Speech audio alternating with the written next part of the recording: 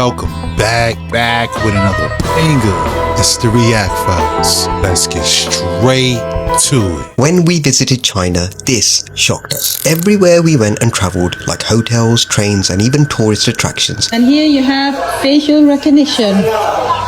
Our faces were scanned, and just like that, our personal details popped up on a computer screen, passports and all. In China, a digital score decides what rights you get.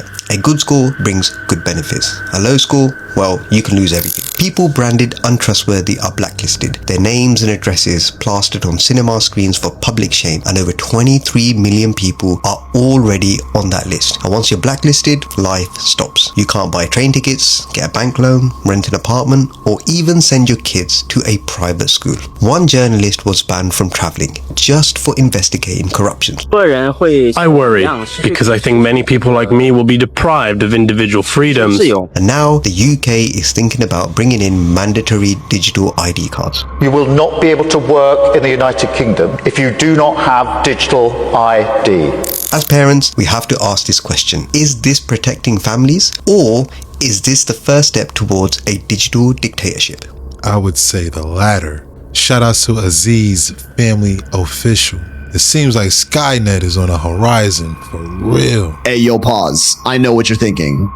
That's an alien. We call this a salp, and low-key, I don't think they're from this planet. They move around and eat by contracting their muscles to draw water into their bodies through an oral siphon, and shoot that water out from the back, which propels them forward. They're neither fish nor jellyfish, but a special type of animal called a tunicate, also officially known as sea squirts. Soft, sticky, and always wet, they rely on their muscular grip to feed on tiny phytoplankton as their primary food source, which is honestly the least interesting thing about them, because they also have the ability to clone themselves with a single salp capable of replicating itself into a long chain containing dozens of them tens of meters long. And when linked, they move in complete sync with each other, each salp reacting to the other's rhythms within milliseconds. More like neurons in a brain rather than individual creatures. Some biologists speculate this insane coordination may be a sort of primitive distributed intelligence, where many salps connected together all retain a singular consciousness. And they also have crazy regenerative abilities, with even a tiny piece of one capable of growing into a complete new salp. And as you can tell, they're also almost completely transparent. You can see all of their internal organs from the outside, practically invisible in our oceans. And before you say anything, is this scenario actually happening in real time? Is this how they're using predictive programming? Because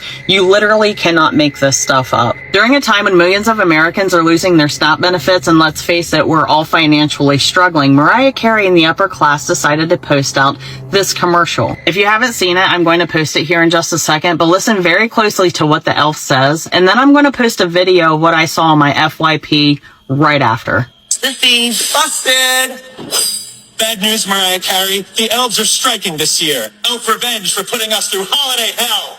Santa's helper quit. I'm pawning all this so I can afford elf therapy. That's my blush, elf boy. Your lipstick? I'm taking it. Christmas, it's canceled.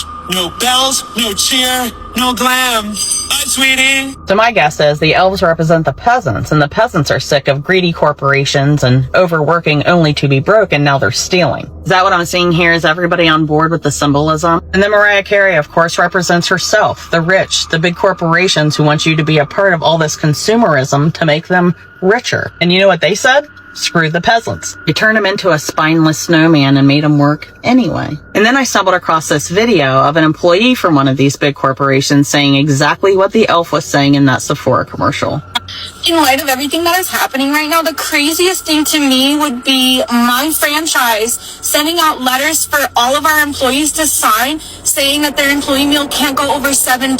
I cut it off because she went off for a second. I don't blame her, but I don't want to be censored. However, what she is saying right here is that Taco Bell is having their employees sign a waiver saying that their employee meals can't go over $7 when a simple chicken quesadilla costs $8. Because not only do you not pay people, but most of the people that work for your stores are on SNAP benefits. is telling you, oh, you also can't eat here because we know that you're going to take advantage of the food source that we have here because the government isn't giving you your SNAP benefits. Do you see what they are doing? They're pushing everybody into a corner. They are taking and taking and taking while working us like dogs and expecting us to celebrate every pagan holiday they put in front of us. So people, you have a choice, but I'm not sure it's going to be a choice too much longer if you get what I'm saying. You going to let them turn you into a spineless snowman, or you're going to stand up for yourselves? It's getting old. It is getting old. No spineless snowmen over here. Shout outs to A Truth for You. Can't spend more than $7 and a simple chicken quesadilla costs $8. At least give them 50% off or something.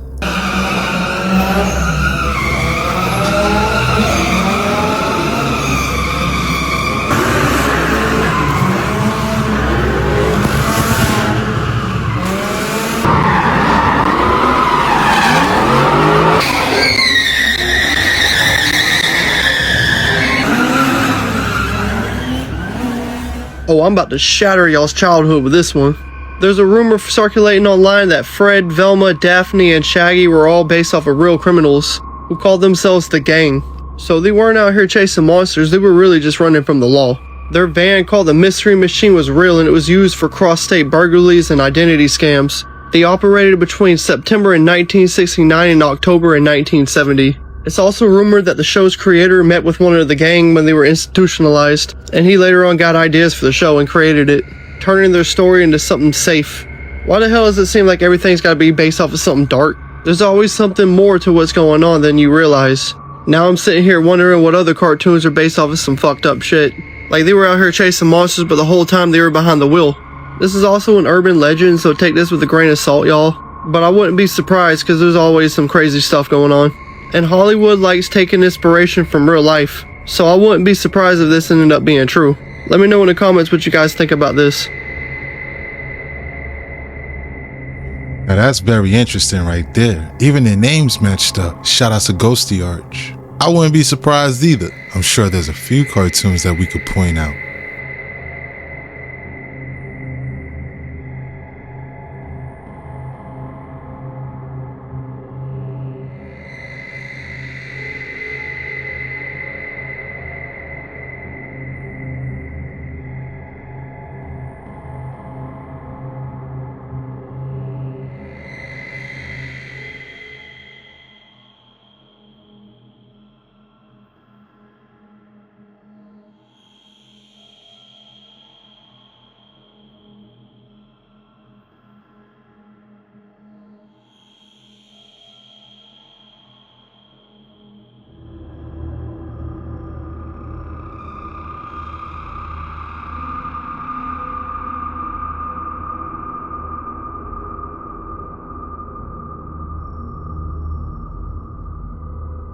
After watching this video about smart TVs, you're going to want to turn off their wireless network adaptability. There's a setting you can turn off, or turn your Wi-Fi off, or if it's plugged in by Ethernet, unplug the freaking cord when you're not using it. And even then, there is some security things we got to discuss. Check this out. You watch your TV, but with this hack, your TV can watch you. Show us how that works. So one of the things that we were able to do with the smart TV platform was actually abuse the browser to the extent that we could actually gain access to the camera that's built into the TV. Right. And so what we can prove here is that with a little bit of extra code, we can turn the camera on in your browser. Wow. And while this is evident to you right here because we've designed it that way, this is something that we can do invisibly and actually have the camera running behind the web page that you're looking at. So what this means is I could be sitting here watching TV from my bedroom, and you could be anywhere in the world looking at this image of me watching. Yep, I could be sitting on a laptop in a cafe in Paris, and as long as I have a network connection, I'd be able to get into your TV and access the camera. The kind of scary things about it is that it doesn't actually give any indication that the camera's on, and there's no little LED that shows up when the camera's on. So we could actually be watching you and you never even know. So you remember in George Orwell, 1984, when there was cameras in every room? Well, other than our phones and other things that have cameras, smart TVs also can be watching you. Now, I don't even see this as of course, it's unfortunate for privacy and many different things. It's not ideal. However, smart TVs and making everything smart, there's smart dishwashers, there's smart toilets, there's smart thermostats. They're trying to make our homes smart, which there's an acronym for that about surveillance, monitoring, and all this. I mean, that's really what it's about. And the other problem with it too is that anything wireless. It used to just be you plug your TV in, boom, bang, bing, and you're giving her, you can watch whatever you want. But now, with all these emitting wireless frequencies, we're sitting with a bunch of microwaves around us that are on at all times. If you ever do any research past the mainstream narrative about what happens when humans are exposed to trillions of different frequency bandwidths from all these different Wi-Fi, smart cities, smart freaking meters, smart lights, all this smart stuff emitting wireless frequency, it's not good for us. Check out the study that the Danish school students did with Wi-Fi routers and germinating seeds. You will be shocked at the effects, and it may affect our DNA. Let me know your thoughts in the comments below and follow for more. He makes a good point. I doubt that any of us is going to turn off our Wi-Fi before we go to bed and whatnot, but it's good to know what's going on. Shout out to Shane Vibes Truth. So here's Michael Jackson telling you to escape Saturn. This is the Saturn ring with the stars, right?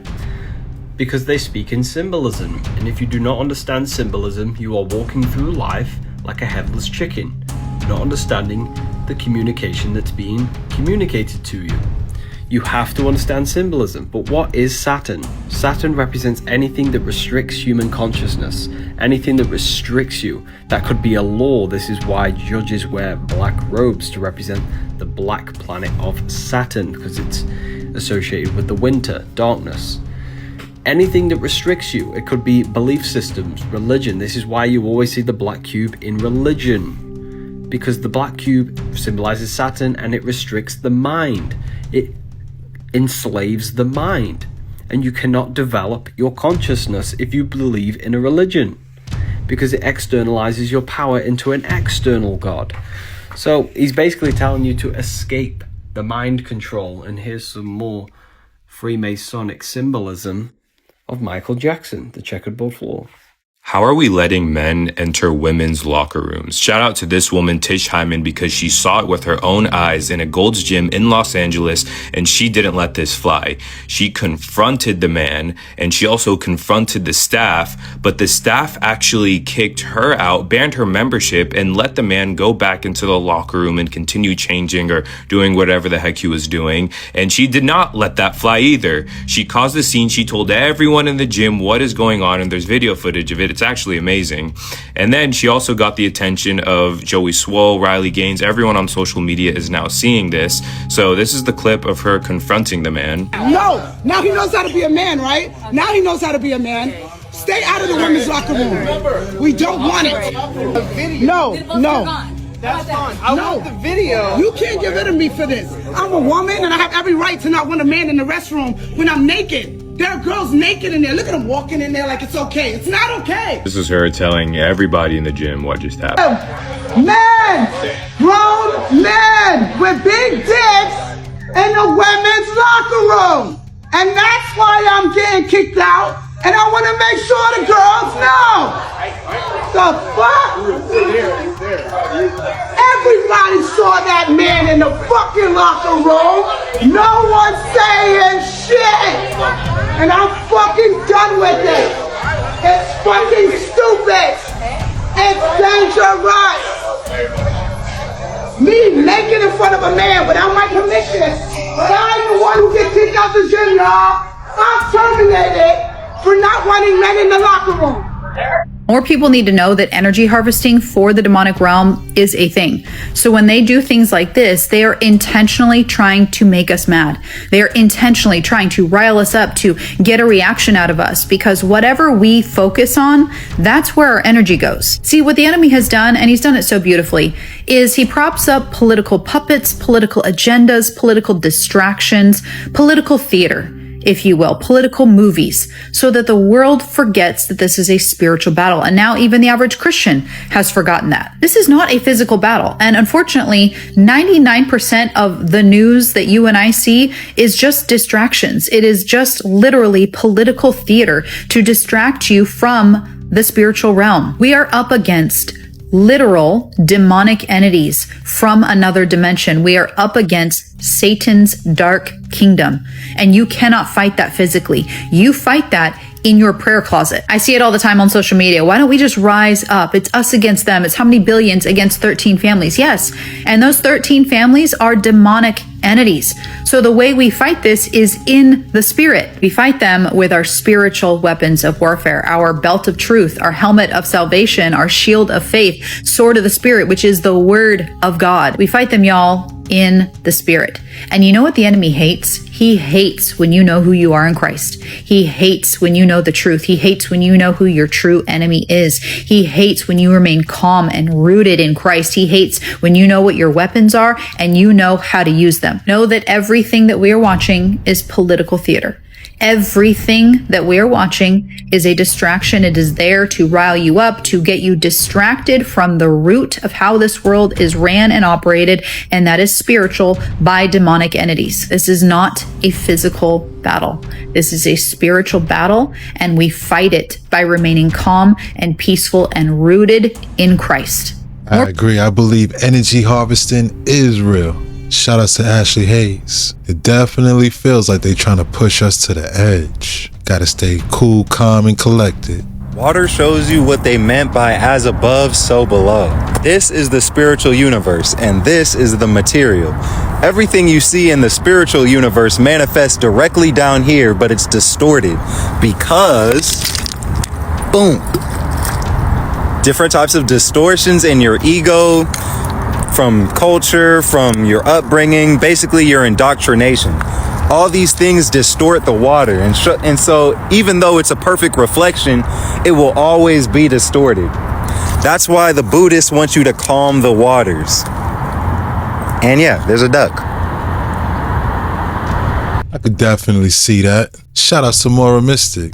A great explanation right there. Reminds me of Bruce Lee when he says, be like water. Not only am I about to show you why we do not live in a simulated reality, but how this can make you 10 million times more powerful in your life and creating your dream life. Or better yet, attracting your dream life that you couldn't even dream for yourself.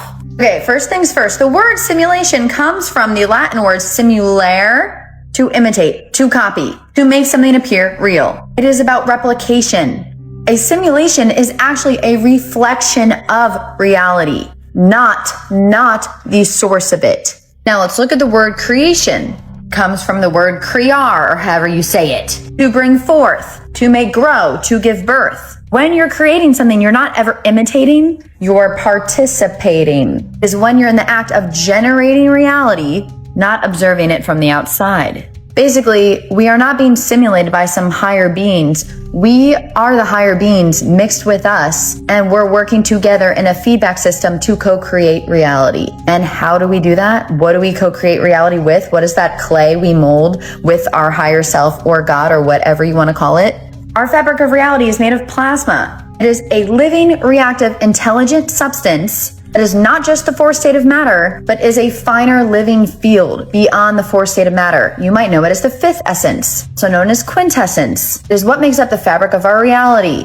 It is also known as a living ether, universal field. And what works with this ether? Your consciousness. Not in a simulation, but you're co-creating with it. It is our clay. Plasma is the most magical substance on Earth. Science is studying God, or better yet, the clay of God. And plasma mirrors your consciousness. Plasma is reflective to your subconscious. Electromagnetic waves shape plasma in science. Our heart, being our electromagnetic field, our consciousness shapes the finer plasma, our fabric of reality, which is why you continue to attract the same relationships, the same problems, but you can also learn to co-create and attract the same amazing things. And a step further, you attract new things that you never could have imagined by being in what's called an emergent state, or living in a state of your higher self or multidimensional self. So no, we are not in a coded universe of information. We are in dash formation ourselves. We are co-authors of our reality. We are the creators. We are God individualized. Plasma is our Play-Doh. We're not supposed to be understanding reality or proving what reality is. You're supposed to learn how to be in relationship with reality. Think about it. If you're with your partner, you're going to try to prove who they are or change them, or are you going to learn how to be in a relationship with them, which is better? Which are you supposed to do if you're healthy, not in a state of survival? It's the same thing here. And the universe learns through us as we evolve. If you want to shape reality instead of observe it, I wrote a whole book about this. Comment plasma for the link below. I'm meant to learn how to create life and for life to create us. It's a mystery. It's The mystery of life. We're not playing the video game, we are the video game. Shout out to Dana Kipple. Make sure y'all go to her page and click the link in the bio. What you're seeing here are not instruments. These are Tartarian resonance machines, devices that only appeared to make music. In truth, they were precision frequency engines built to move magnetism, light, and breath through geometry. The coils, levers, and strings you see were tuned to subharmonic codes, exact intervals that aligned with the crystalline architecture of human cells. Every vibration reorganized the body's internal current, restoring patterns once known as the electric anatomy of man. So-called musicians weren't performers. They were operators. Each rotation of a gear, each pluck of a string, triggered electromagnetic reactions that shaped emotion, memory, even thought. These surviving recordings were reconstructed from wax cylinders and copper templates sealed beneath collapsed Tartarian structures. The last audible evidence of a civilization that engineered consciousness through sound. You are hearing technology. Set, go. It's kind of a push and a pull. Oh, you're getting there, but forward. All right.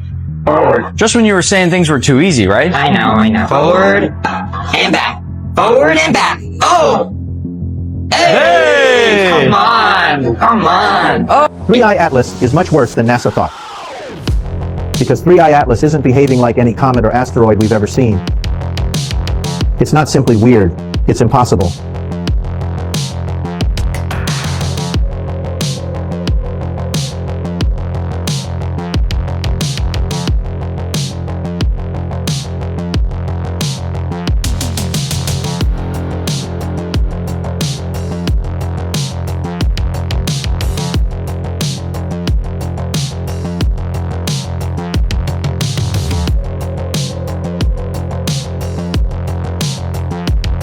NASA's Mars Reconnaissance Orbiter, the ESA's Mars Express, and China's Tianwen-1 all had perfect alignment to observe it. Then, suddenly, the data stopped. A government shutdown in Washington conveniently froze public communication pipelines just 48 hours before the encounter. No raw telemetry, no spectral readings, no high-resolution imagery. ESA blamed data processing delays. China offered no comment at all. Weeks passed, nothing. That's a wrap. Hope you enjoyed this deep dive. If you enjoyed this video, please consider to give it a like, subscribe to the channel. Don't forget to hit that notification bell. Shout outs to all the reactors. Thanks again. Till next time.